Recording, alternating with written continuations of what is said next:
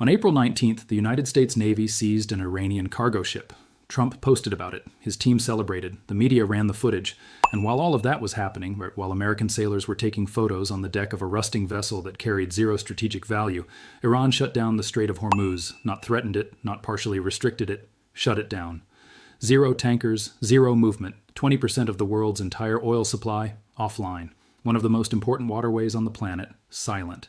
And the most powerful navy in human history was standing on a cargo ship, celebrating. That image should disturb you, because what it reveals isn't just a bad day for American foreign policy. It reveals a fundamental miscalculation that had been building for years, and on April 19th, it finally broke open in front of the entire world. This is the story of how that happened.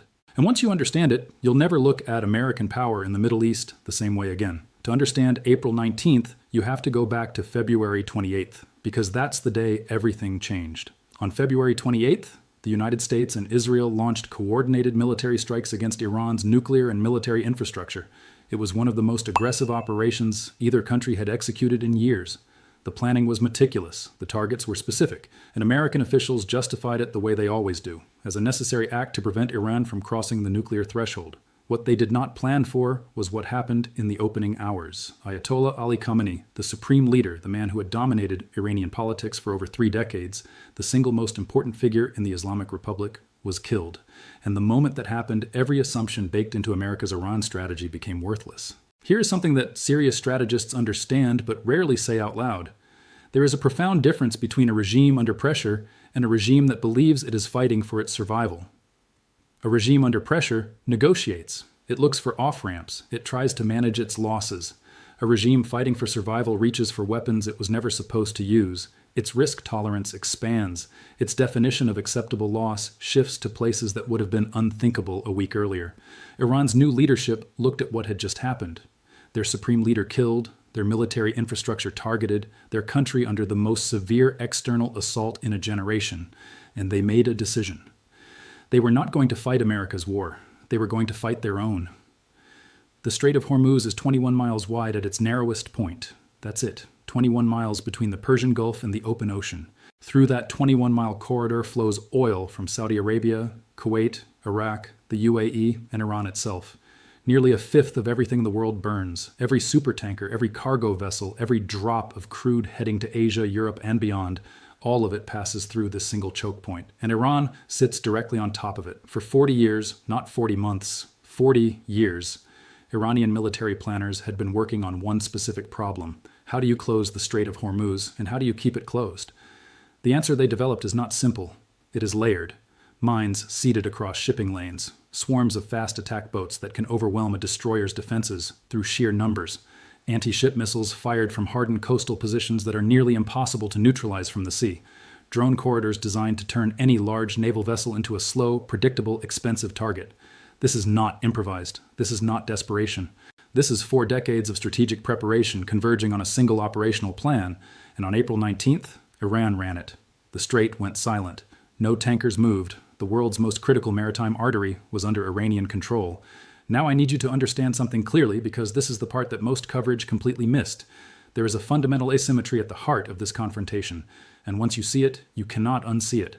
When Iran closes the Strait of Hormuz, the entire world suffers, not just America, not just Iran's neighbors.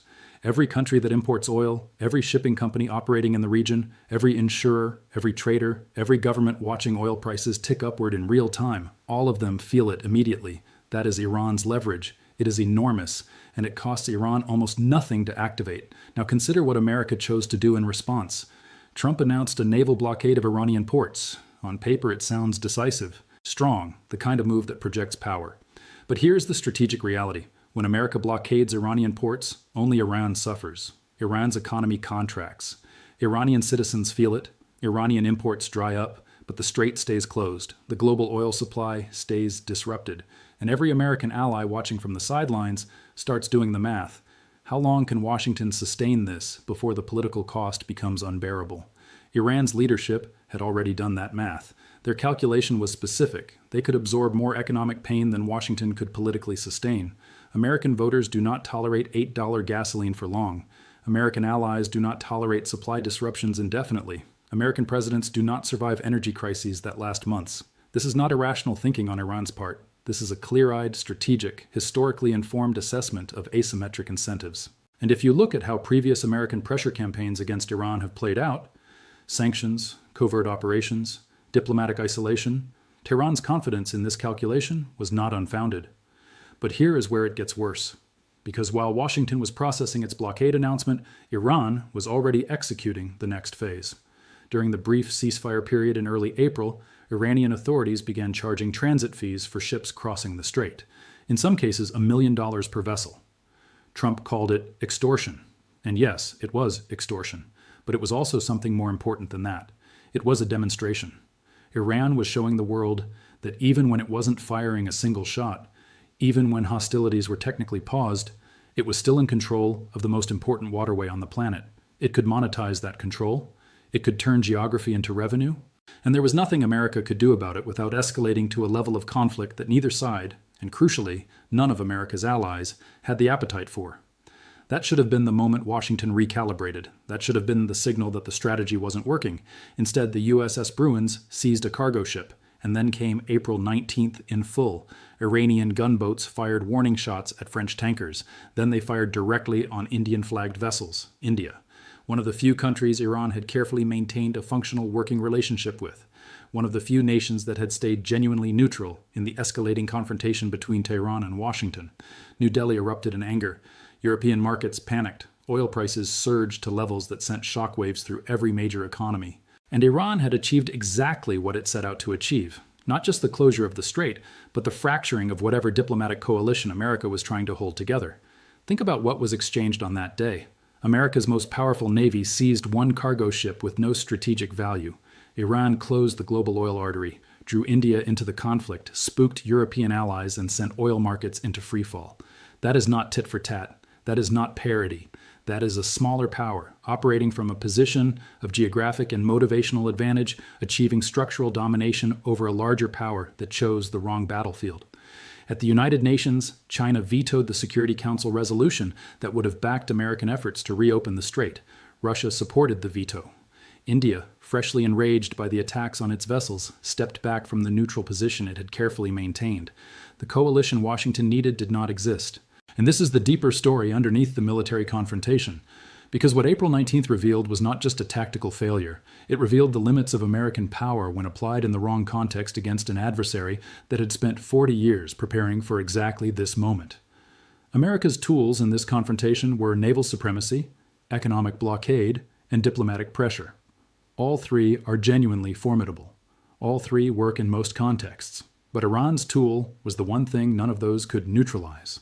A 21-mile choke point that the world cannot function without, positioned directly on Iran's coastline, defended by 4 decades of asymmetric military investment, and controlled by a government that had just watched its supreme leader killed and decided it had nothing left to lose. Iranian military commanders made public statements. They called the seizure of their vessel armed piracy. They promised a response. Not a vague diplomatic response, a specific military response. The ceasefire was already fraying at the edges, and what came next, the decisions made in Washington, in Tehran, in Beijing, in New Delhi, in the corridors of European governments watching their energy security collapse in real time, pushed the entire situation toward a confrontation that neither side had fully designed, but that both sides had, in their own way, made inevitable. The question now was no longer whether this escalates further. The question was how far it goes and who blinks first. That's what comes next, and you need to understand it.